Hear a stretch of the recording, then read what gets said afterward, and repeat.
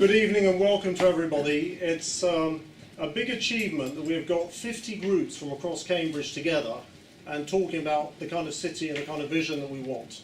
So thank you very much indeed for coming in such good numbers.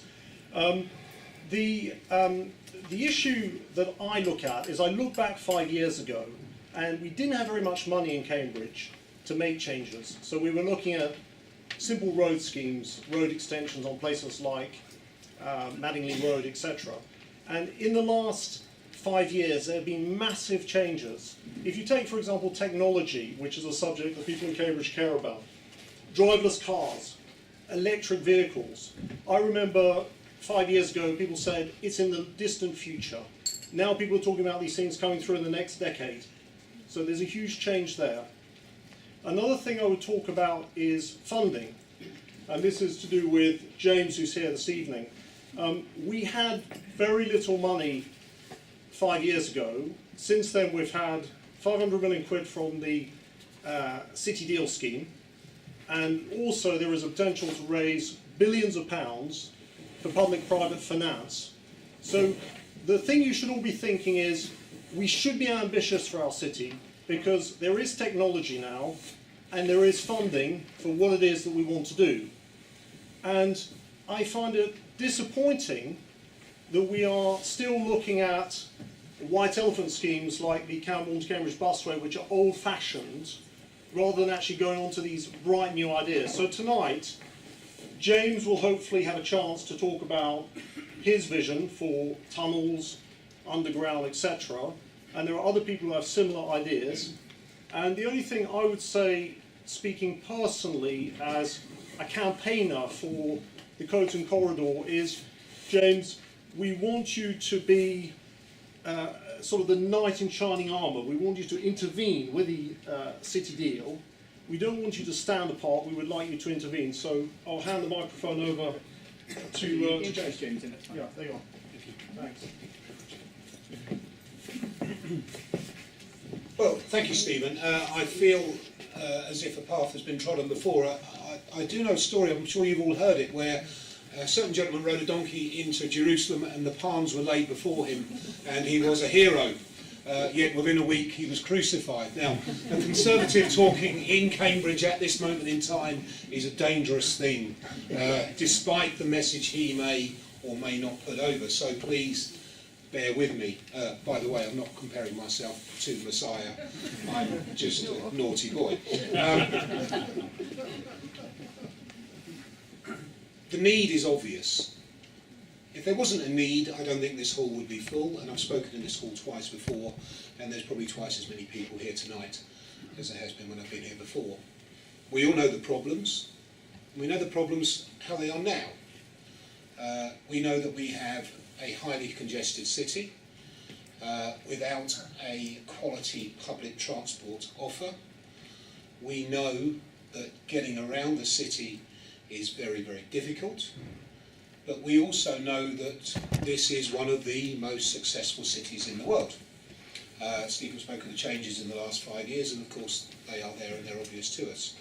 And the changes in the next 15 years will also be incredible. Cambridge alone, or the Cambridge area, will bring forward 44,000 new jobs in the next 15 years.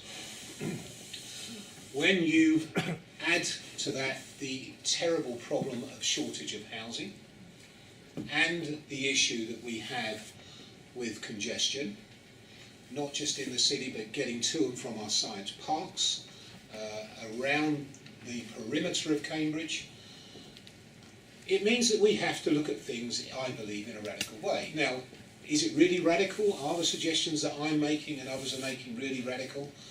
Well, they're probably not, because London came up with this solution in 1860, before electric and before modern technology, and of course the London Underground has hardly been a disaster. In fact, so much so that none of us could consider what London is like now without an underground. We get to London, we don't even think about jumping on the tube, moving around the city. It's what we do, it's what's obvious. Well, if it's obvious for London, and it was obvious for London in 1860, wouldn't something similar for Cambridge be obvious in 2017? I believe it is obvious. I think that we have to be ambitious for this city, we have to be ambitious for this county. We have to look at ourselves as world leaders, not world followers. In certain areas we absolutely lead the way. In life science and technology, we are the leaders, not people like me, I'm just a politician. People who are actually intelligent, who really know things. People deliver in this city on a daily basis solutions to the problems of life that keep people alive. Yet we are struggling to provide a solution to getting around this city that provides such incredible solutions. So I would suggest to you that we should be ambitious and we should raise our aspirations of what can be achieved in Cambridge and in Cambridgeshire. Now you can't tell me the money isn't available in this city. You can't tell me there isn't an opportunity to raise money in this city to deliver world-class infrastructure. Holdings sold last year for what, £24 billion? No, that's not public money, but it means that there's people who want to invest in what's going on in this city. And if people from Japan want to buy companies in this city for £24 billion, believe you me, international investors want to invest in a public transport system that will serve those companies, not just for the next 5 years, but for the next 40, 50, 100 years plus. And I know they do because I've spoken to them, as you would expect.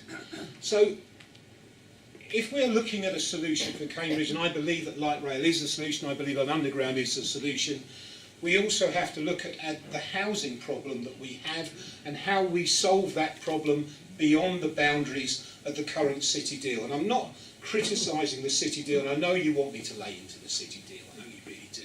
But, you know, let's be objective and let's understand the situation. The difference that I have as Mayor of Cambridgeshire and Peterborough, and the city deal has, or I'm going to call them the Greater Cambridge Partnership because that's the rebranding and we should call them that, is that I have to look at the solution for the whole county, not just a very small area, which means that I can look at life beyond the boundary, the political boundary of South Cambridgeshire, as far as St.Its and as far as Haverhill. So what we're looking at here is the solution that's needed between St.Its and Haverhill. From your side, it's probably St.Its and Haverhill, but I know what I'm trying to do. So, the issue is very clear. We are short of housing, and that's not going to go away. We've built 50,000 houses too few in this country per year, every year, since I've been born. Now, that's not 12,000 houses. That is, I'm 47 years old. You work it out, a lot of you are cleverer than I am. It's too many, too few. That's why we've got a housing crisis. That's why this room is full of people who own houses, and the people who don't own houses probably can't afford to live in Cambridge anyway, and that's a problem we have to solve.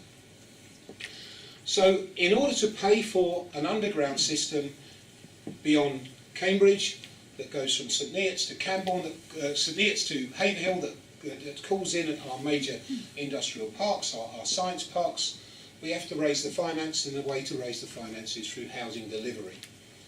But there is a problem, and the problem is that housing in this part of the country is very high because land value is very, very high. And if you want to build around the Cambridge area, you're looking at £1.5 million an acre, and that means that low-cost housing is difficult to deliver, market housing is very, very high, and of course that money is dead to the economy. My proposal is a development corporation, the Combined Authority, that caps the land value along the corridor over a period of 40 years, which means an investor can come in with a certainty that any housing development along that corridor, not only is it developed through the development corporation, so it's high standard, high level housing, high quality, affordable, but the market houses that are sold in there pay a cap or a levy into the development corporation to pay for the infrastructure. Because without the infrastructure, you're not going to build the houses because we're quite full already because our infrastructure is so poor. So simple mathematics, and again, I'm sure there's people in here sharper than me, but if you're building 50,000 houses, 30,000 of them, average levy, let's say £30,000 a house, that's £1.2 billion raised already. That's without the potential for business growth along the corridor. And I'll say it again, we have to provide the homes because the growth in the economy in Cambridgeshire and Peterborough is so incredibly vast. If we don't provide the homes, the economy will crash and we'll lose the businesses and the jobs and all the things that drive our economy, that keep us all in the position we are. And we're very, very fortunate to live in one of the wealthiest places on earth, possibly the best place to live in the entire world. I'm slightly biased, I'm from here, it's my home, and I love it. But you can't all live in Selham, I'm sorry about that, but that's the way it is. So, it is about raising aspirations, it's about being bold, it's about home delivery, it's about housing delivery, quality homes that people want to live in communities that are linked to the city, but not necessarily built very tightly around the city. It's moving people at a genteel but a sensible pace, mass transit across a long area. And of course, we've got to learn the lessons of the past. So Camborne, a new town that's built on slightly off the edge of Cambridge, without any public transport infrastructure. So now we've got to put that public transport infrastructure in. Much more sensible to build the corridor first, put the trains in first, and then build around it. Now, I'm not naive. You know, as I said when I started, you're looking potentially to me to solve a problem. However, if the initial problem goes away, then a lot of you will not really like necessarily everything that I suggest. But the problems aren't going to go away. The solution has to be found. We have to deliver for the people of Cambridgeshire now and in the future. We have to create transport corridors that allow for growth, and growth is a good thing. We have to allow transport corridors that allow for housing delivery, and we have to provide a Cambridgeshire and Peterborough that our children and grandchildren can afford to live in, and our future generations of scientists can afford to live in, and our future business people can afford to start up new businesses in. This is what we're trying to achieve. So, in short, as I have spoken for quite a long while, I believe in light rail because it provides mass transport. I believe in an underground in the city because it allows people to move, yes, into the city, but under the city and across the city. I believe in quality housing delivery, and I believe in a land value cap to provide it. I believe that, as Mayor of Cambridgeshire and Peterborough, I can bring these things forward. And I want to work with you and with everybody else to achieve this goal. So, as I said, I didn't come here to hammer into the GC. I came here to say to you, look, there is a viable alternative. There is something on offer that can be done and we can work together to achieve.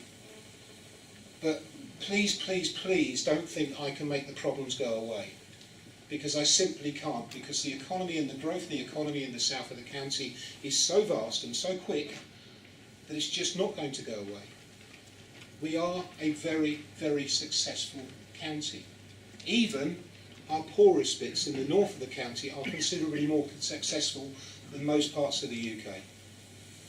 And there's a reason for that. The reason is that people in Cambridgeshire work very hard, and they are prepared to get on with the job in the classic old British way, and nowhere more so than this city itself. So,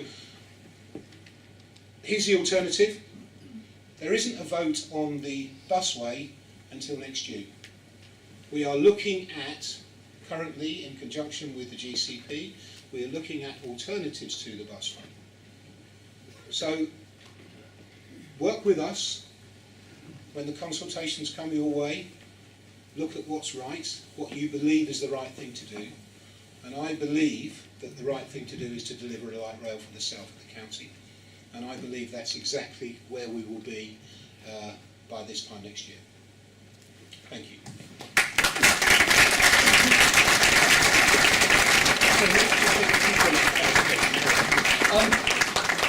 Thank you very, very much, James. An excellent, stimulating start to the evening.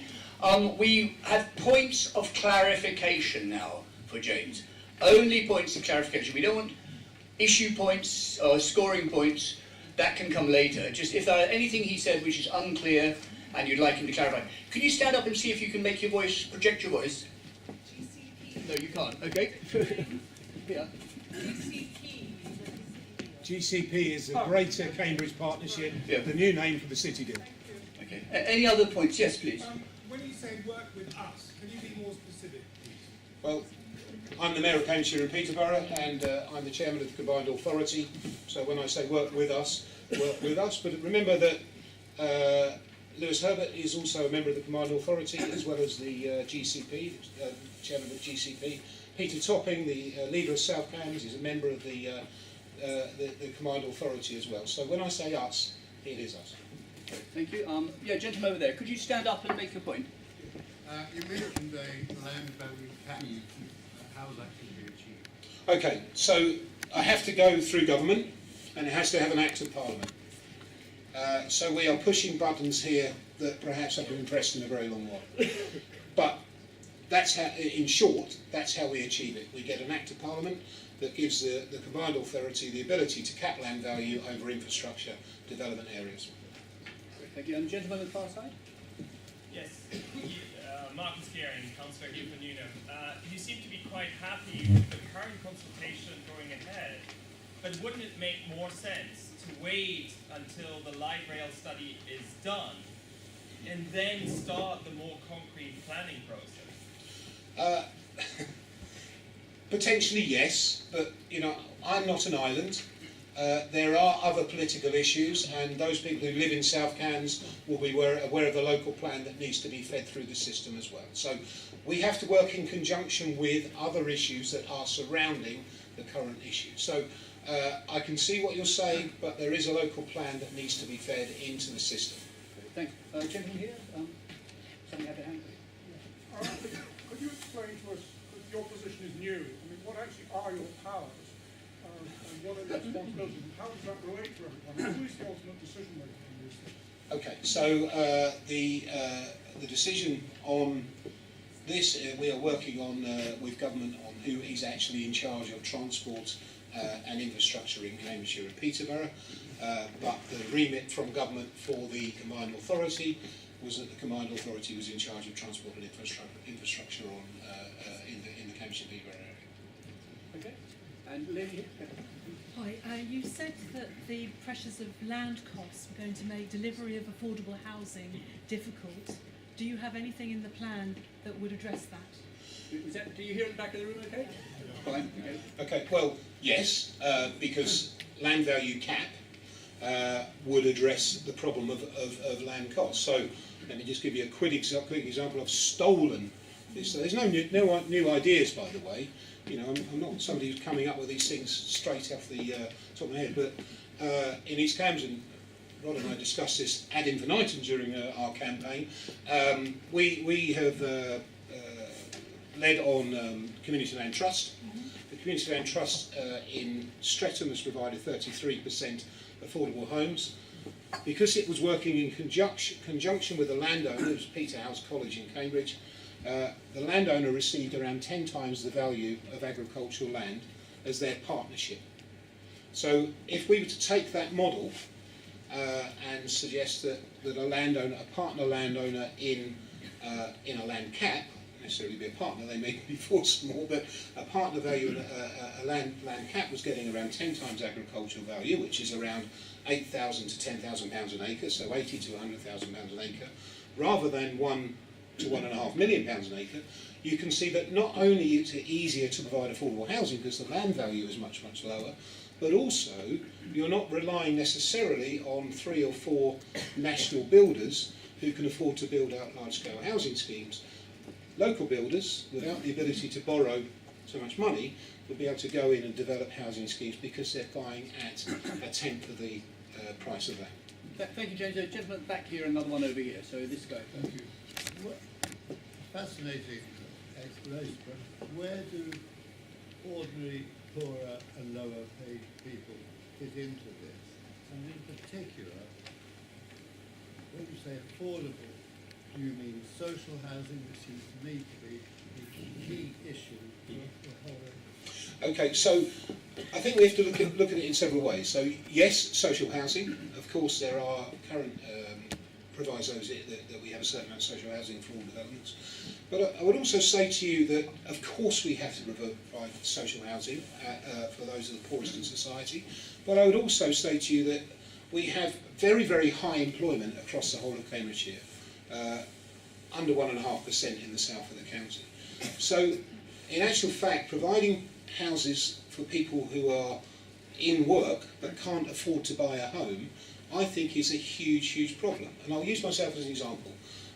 Before I became the Mayor of Cambridge and Peterborough, before I was a district council leader, I was a milkman and a farmer. So I was on a low wage earner. When I got married in 1994, I saved up and I bought a house in 1995. A 4-bedroom house in Solm in 1995 cost me £48,000. I know, some of us are old enough to have done it. I was earning £16,000 a year. I was able to borrow 3 times my wage to buy the house.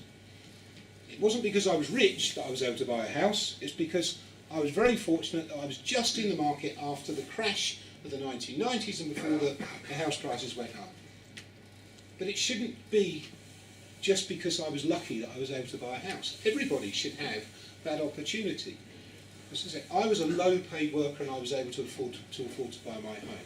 What we should be creating is, yes, housing for those who can't even afford to buy, social housing, but we should be able to, through the land value cap, create housing for people who are low paid to be able to own their own home. And that's certainly something that I believe very strongly in. And when you have, as we have, high employment, then you should be also providing houses for people who are in work to buy. Thank you. One last question here.